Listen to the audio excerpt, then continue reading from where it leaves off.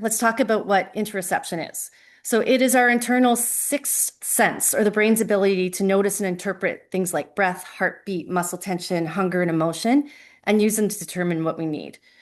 So imagine your world is like an orchestra, and you have dozens of instruments playing at the same time. Each one of them presents a different internal signal. So you can imagine that your heartbeat is like the percussion section, and breath is like the woodwinds, and the gut is like the strings section.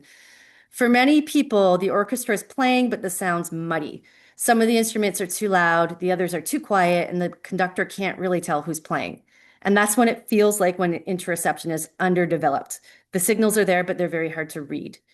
So interoceptive plasticity is the process of training the orchestra and strengthening the conductor, which we know as that insula that I just showed you on the last slide. It's been shown that people with various mental health conditions have poor interoception skills, and that contributes to the way that they're feeling that issue.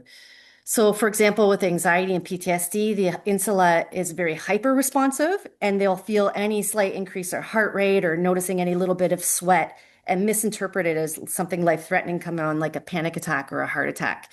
Or on the converse, when we look at depression, the insula is very underactive, and that leads to that kind of slowness and numbness that people will often experience with depression.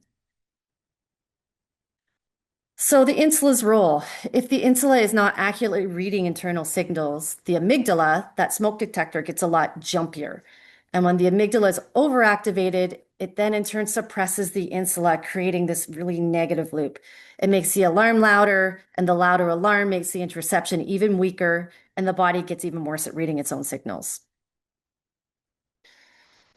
The good news is that we can strengthen and empower the insula, and we can do that through some pretty core basic yoga practices.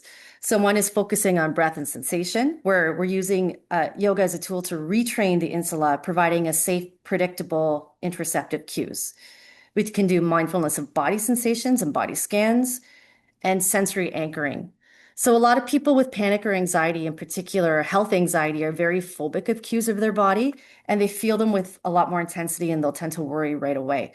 So we can kind of use yoga prescriptively to give a safe space for practicing feeling into the body and practicing non-attachment to those sensations, or not labeling those sensations as catastrophic.